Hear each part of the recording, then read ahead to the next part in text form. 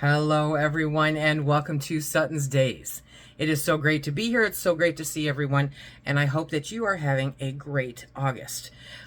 We are in the throes of harvest season, trying to get everything put up, everything taken care of, and still get prepared for winter. For the most part, I think we're pretty prepared for winter, so I'm kind of pat myself on the back a little bit about that, but not too much and not too loudly, because then the universe will show me that I missed something. But predictions, as we were talking about in the Facebook group, are that it's going to be a cold, nasty winter here in the mitten. And so I wanted to make sure that we're prepared for that. Now, this year, we were totally on our game, and I got the wood for this winter back in the spring. And we're all set for wood for the winter. We heat predominantly with wood, with a wood burner. And then our backup is our propane tank. So that cuts our cost down quite significantly and gives a better heat. The dog that holds my heart, one of the dogs that holds my heart, is very fuzzy and very warm and does not like the heat as much as I do. Okay, so I'm always kind of feeling bad for her and putting on socks. I hate wearing socks. Anyway, I digress. Let's get into this list, right? 10 items that we purchase pretty much every single month. And then I'm going to add a few in at the end. These are ideas. You don't prep like I do. I don't prep like you do. But these are ideas for things that you may not have thought about that you can add to your list, so that you're not... The goal is to not buy everything at one time, to build up that supply, okay? And if you don't use it, don't buy it. Only buy items that you use. But these hopefully will get you thinking. So we're going to start with number one, which is dear and dear to my heart. I love it. Coffee. Every single month, I have a regular monthly subscription that comes in with a coffee of choice. Plus, we have backup coffee. Yeah, my coffee has backup coffee. If you're not a coffee drinker, tea, definitely, because I am now buying much more tea than I ever have in the past, because I have to start going decaf, and I can't have caffeine coming up, and I just don't see the point in making two different pots of coffee. So I will move to tea for a little while, and Phil will keep up with the coffee, and we're all good. But every single month, to some extent, I buy coffee and or tea. Now, in addition to that, back in the day when I was doing keto, we adapted over to heavy whipping cream. I love heavy whipping cream versus the different coffee creamers that they have out there. Number one, its shelf life is amazing. Number two, it's real, and it's great. I love heavy whipping cream, and it's so handy to have for, recipes and stuff, right? So that is another thing that I have on the regular that will continue moving forward, just less of it, because only one of us will really be drinking it moving forward. But to replace that on my end, I am getting reintroduced to, I think I heard somebody call it bougie coffee creamer. There's nothing about my life that is bougie, baby. But, the flavored coffee creamers. But I'm particular because I am noticing that I'm picking up on the chemical taste very much. So I cannot do any that are vanilla flavored. They're too chemical-y for me. I love hazelnut. Pretty much you could make the entire world hazelnut and I'd be a very happy lady. So that's pretty much my one of choice. Chocolate may be nice when it gets colder out, kind of like a hot chocolate. Yeah, whatever. But, I'm kind of integrating those in to see if I can tolerate the taste of them, because I did stop using them and they became chemically to me. So, you know what I mean? So I am starting to integrate those. So coffee creamer. What I'm going to do for long-term storage, as most of you know, I have a powdered heavy whipping cream in my long-term storage. It's not exactly like heavy whipping cream, but you can adapt it. The taste is a little bit, I find it to be a little bit sweeter, which is weird, but but I'm also going to be stocking up on powdered flavored coffee creamer, as long as it doesn't have that chemically taste. So I'm going to have to buy some, check it out, see how it goes. But number 3 is coffee creamer. Number 2 was heavy whipping cream that we use as coffee creamer. But that's not long-term storage. That lasts like a month or so in the fridge. Number 3, I have my list. Number 3 is water. Every single month, 12 months out of the year, I am replenishing our water stock. It's very important to make sure that you have water stocked up in your house as best as you can. I did not know water insecurity until we moved into this house, and I had to go 2 weeks without potable water for myself, for my husband, for our pets. We had no potable water. And our water is very high in iron and very gassy. So we had no potable water, right? And back then I couldn't afford a Berkey. That wasn't going to happen. But now I've saved up. I have a Berkey. Okay, life's great. But I still want the ease and convenience of bottled water.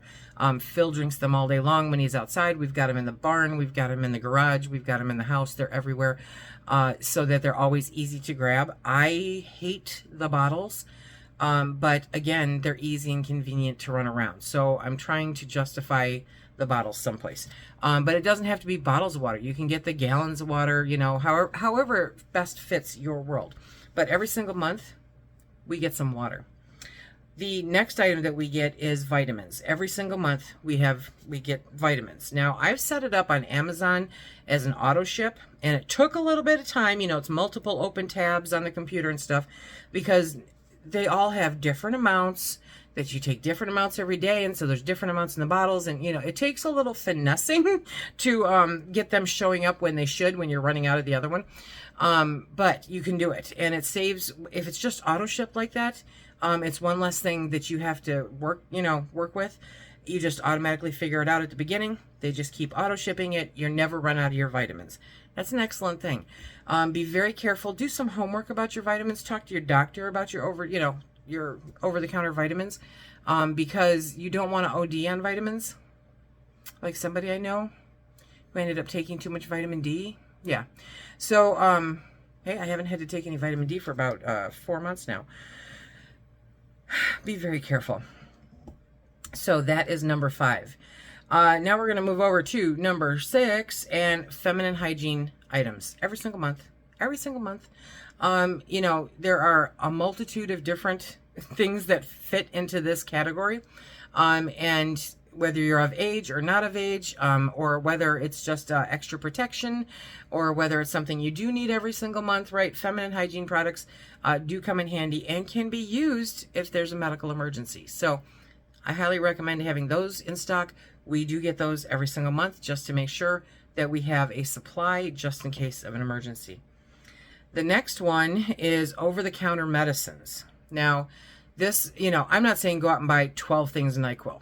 Don't do that, okay? Now, most over-the-counter medications will have some kind of best by / expiration date where their potency begins to diminish.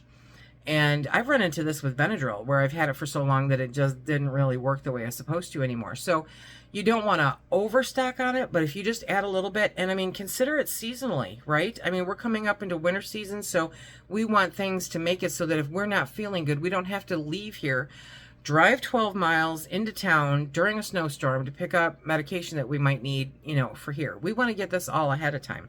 So every month, I take a look at what is in our over-the-counter medicine, you know, stash, and what we're going to need. You're getting, you know, Pepto-Bismol, Maalox, what is that? Imodium. Okay, seriously. You know, NyQuil or some such, you know, something like that.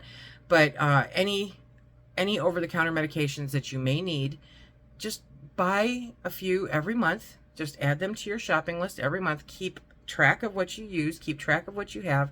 Watch the dates on them. I found 4 open containers of Vicks Vapor Rub. Now, Phil hates Vicks Vapor Rub. I think he has childhood horror stories or something, but I love Vicks. To me, that is like, if I'm sick and congested, I want you to slather that stuff all over me. Make it gone, because Vicks works, right? Some people put it on their feet. I don't know. But you do you, okay? And I mean, all year long, it seems lately, because it has been so horribly humid here in Michigan, my sinuses are not recovering. I am not getting past the sinus issue. And so we always have Mucinex around for the days when we're super sinusy, and the Mucinex can make it so that we can breathe better. Breathing is very important, my friends. So make sure you have what you need, okay? Another thing that we stock up on every single month is cans of tuna. I don't go out and buy 40 of them. You know, I buy 6, you know, and I keep stocking them up. I keep backfilling my pantry so that I don't run out. But tuna is like, it's a great It's a great food to have on hand. You can make tuna noodle casserole, you can make tuna salad, you can make all the different things with tuna, right? And it's a great protein. It's inexpensive, takes up very little space. I think it's a great thing to have on your shelves. Another thing that we get every single month is some kind of powdered milk. I do stick with the non-fat powdered milk, okay? It does limit some of the stuff that you can do. If I want the fat powdered milk, the powdered milk that has the fat in it, then I just accept the fact I'm not going to have it for long-term storage.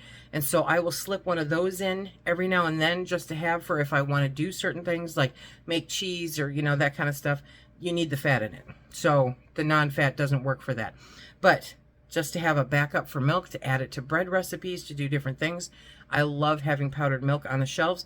And so that is why it's on our monthly shopping list. I get at least one container of powdered milk every single month. And pet food and supplies. Let's do pet food and supplies, okay? So I have easily 6 months worth of canned cat food here. And that is because my late cat, Una, she got to the point where she really couldn't handle the hard food anymore. And so I started doing soft food. Shadow, now that Una's gone, will not hear of it. He's going to have his can of cat food every single day, or it's pure chaos around here. So there has been an issue with getting your hands on canned cat food. So I signed up and I have a regular shipment that comes through. I get it through Amazon, and if it's not coming through Amazon or if there's an issue, then I go over to Sam's Club and I purchase it from there. But canned cat food is something that I really, really want to make sure that I have enough of. I don't want him to run out of it, basically because I don't want to listen to it if I do, right? Because he will make it known. But I also get supplies. I also make sure that I have the glucosamine chews for the dogs, you know, because Coco with her leg, and that I have treats for the cat, and that I have the rawhide chews for the dogs. I mean, I've got these on a regular automatic subscription coming to my house so that I don't ever run out of them. That to me is very important because their health, safety, and well-being is my responsibility. They are important to me, so I make sure that I've got everything that they need. I normally have 6 months worth of their heartworm medication. I have their flea and tick medication for a couple months. You know, we make sure that they're covered. So pet food / supplies. Now, the dry food for cats and dogs typically is too high of a fat content in it to store it for long term. So I keep 6 months on hand in order to make sure that that's good, but then I backfill it every month. Okay, so once I got that 6 month supply, I just backfill it every month so that we're never low on it. But you want to make sure to always do the FIFO system, first in, first out, as far as the pet food, because you don't want them eating rancid food. I had the cats let me know when cat food decided to go rancid. They wouldn't eat it, but they were starving all the time. And I'm like, oh God, and I went and checked it out. Yep, not good. Not good. So they'll normally let you know if it's no good, but you have to be paying attention to it. So yeah, pet food. Okay. Now, as a couple of backup items, well, 5 backup items. These are things to consider to add to your monthly list if you don't already have them stocked up. Now, when I tend to buy these, I tend to buy them in bulk, and this is I buy in bulk, okay? So the first thing is batteries. I make sure that we have AA and AAA batteries because those are the ones that we go through the most. Those are in the remote controls. Those are in the flashlights for the most part. Those are in, you know, all the different things that we use. Every now and then we have something that has a C battery or a D battery, not very often. And every year I make sure to purchase batteries that will go into the fire detectors, the fire alarms, right? If they're not already hardwired into your house, you want to make sure to have batteries in stock for that. Rechargeable batteries are a beautiful and wonderful thing, so if that's the way that you go, perfect. But batteries, they're very important if you don't have them on your monthly list to make sure that you're stocked up on them. Another one, which some of you may remember if you're part of the group, is propane.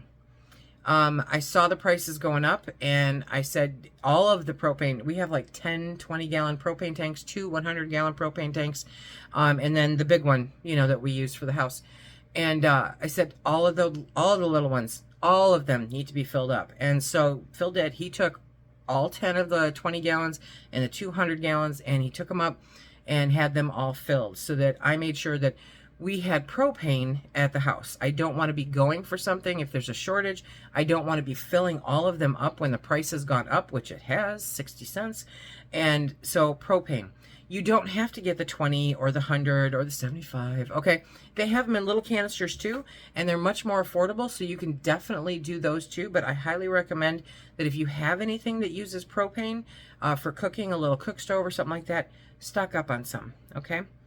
Another one is, what? No, toilet paper, you guys. Now, as most of you know, I buy toilet paper in bulk.